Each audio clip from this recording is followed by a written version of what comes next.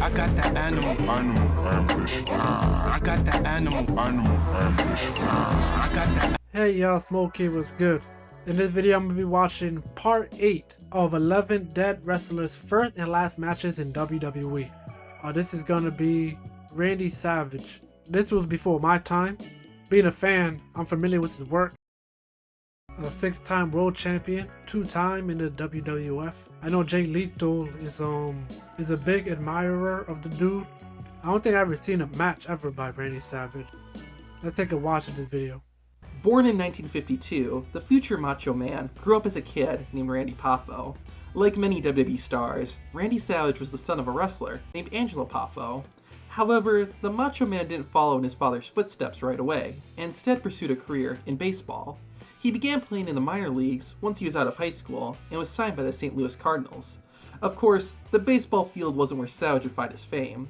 After a few years as a catcher, the future world champion turned his attention to the ring. The Macho Man began his wrestling career in the early 70s with both his father and brother by his side. While it'd be over a decade before he arrived in WWE, Savage used that time to build his popularity. So before even being signed, the Macho Man was already a big star. With the hype train behind him, let's see how Macho Man made his debut. The future Hall of Famer's first WWE match took place on June 17, 1985, and his debut opponent was a man named Aldo Marino. Savage wore a signature flamboyant robe, although it wasn't his most iconic look. At the start of the match, the Macho Man was very animated and took time to taunt his opponent. Shortly after the bell rang, several managers appeared ringside to get an up-close look at Randy Savage. Perhaps they should have had their eyes on Marino, as the Puerto Rican wrestler began taking Savage to the mat. Unfortunately for Aldo, his momentum ran out when Macho Man knocked him down with a clothesline. From there, Savage got on the top rope and landed a modified version of his signature elbow. Even though his adversary was down, Randy Savage decided to keep the match going by sending Marino to the outside and following up with a double axe handle. With Aldo Marino completely exhausted, the future Macho King executed his iconic top rope elbow and immediately hit a second one for good measure. After a 3 count, the bell was rung and the Macho Man had his hand raised. The managers got inside the ring and congratulated Savage on his victory. Unfortunately for poor Aldo Marino, Savage decided to chuck him out of the ring and hit him with one more double axe handle. It's a standard debut match, and while Macho Man looks good, some moments did appear a bit sloppy. I also wish there was a bit more variety in Savage's moveset, since a good chunk of his offense is just top rope moves, but overall, it was a fine first match. So even from his debut, Randy Savage was already presented as a big star, but let's see how his WWE career continued. While a number of managers were fighting for Macho Man's attention, Savage ended up going with his real-life wife, Miss Elizabeth. In classic heel fashion, Randy Savage was overly protective of his on-screen manager and would mistreat her. The first major accomplishment in Savage's WWE career came in early 1986 when he won the Intercontinental Championship. The Macho Man held the title for over a year until losing it at WrestleMania 3 in a classic match against Ricky Steamboat. Despite losing the title, Savage's career That sounds like a classic match. Like Dragon Steamboat, I see a couple of his matches. That man can go at it, bro. Jeez. only got bigger.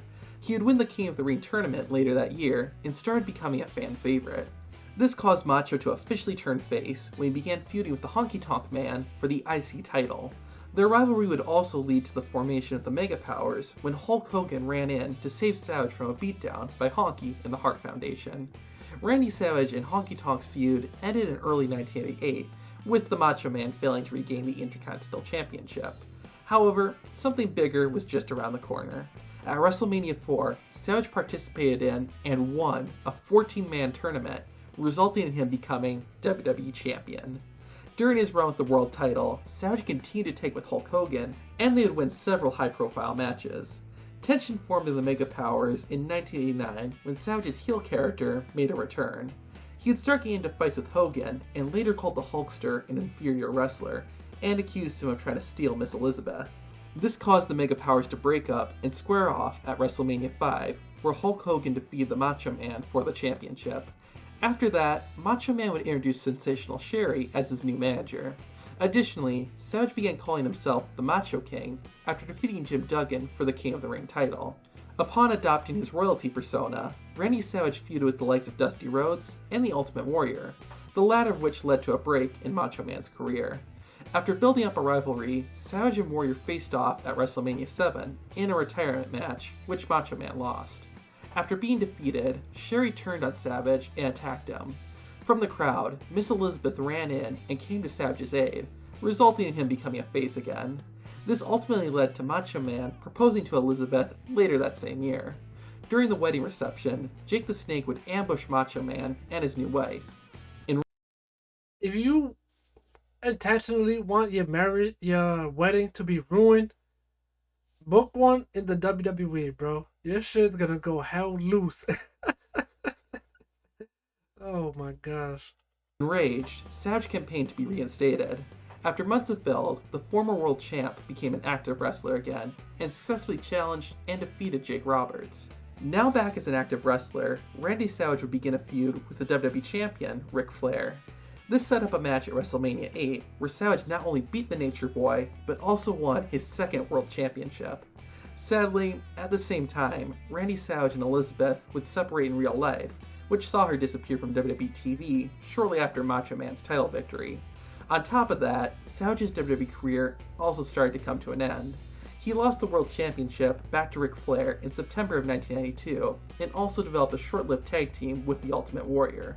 The team ended abruptly when Warrior was fired from WWE, and by 1993, Randy Savage wasn't wrestling as often, and began transitioning into a commentator role. This would start the beginning of the end for Macho Man's WWE career, and his final match began to take shape in July. After a WWE Championship match, Crush was attacked by Yokozuna.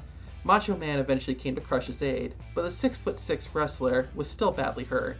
When Crush returned, he criticized Savage for not helping him sooner, and attacked him. This built up to a Falls Count Anywhere match between both men at WrestleMania 10, and would be Randy Savage's final match in WWE.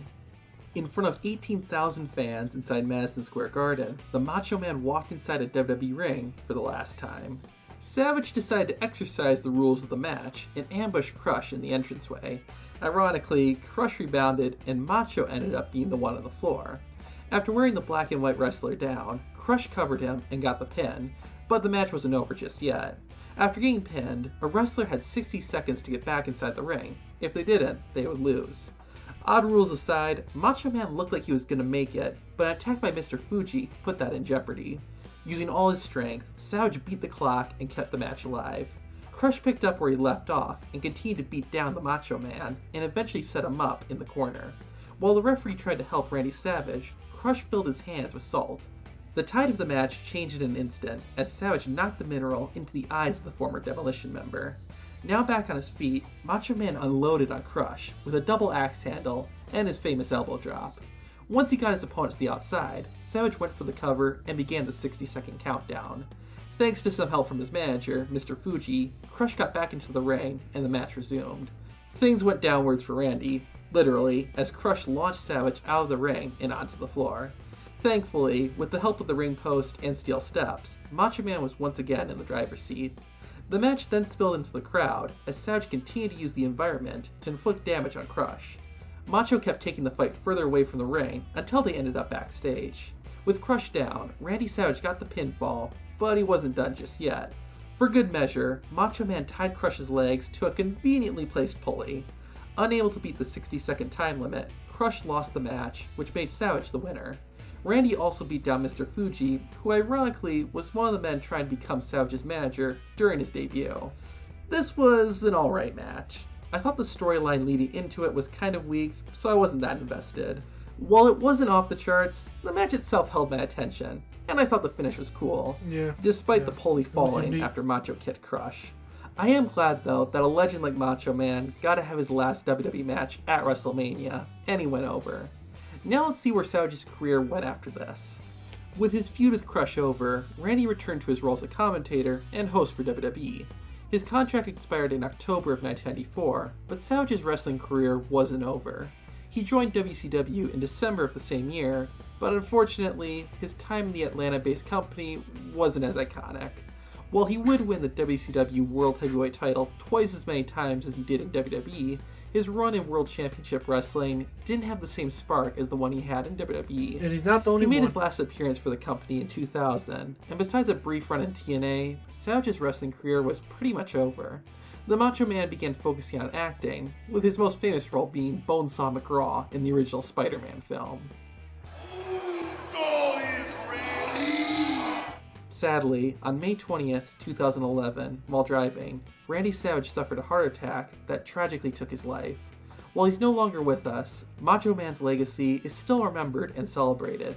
In 2015, he was inducted into the WWE Hall of Fame, and countless wrestlers have honored his legacy over the years. Yeah, that was a cool vid. Yeah, I remember when he passed away in 2011. I read the article. I remember I turned on the computer, bam, MSN.com is the homepage. This says Randy Savage passed away, heart attack in vehicle. I was like, damn, that's crazy. Hit the tree. Yeah, it was a good way to end it within WWE. That is in a wrestling match. Tying his foot on the pulley so he won't respond to the 60-second count. It reminded me of that time when I think it was Batista versus John Cena. It was the last man standing match, and Cena tied his, I think it was that match, I can't recall, but he tied his feet with duct tape as his legs was placed underneath the ring post. That way he can't get up after 10 seconds. So yeah, that's a cool creative way to do it. Yeah, he was a cool character, especially for that time. Thank you guys for watching. Peace. I'm out.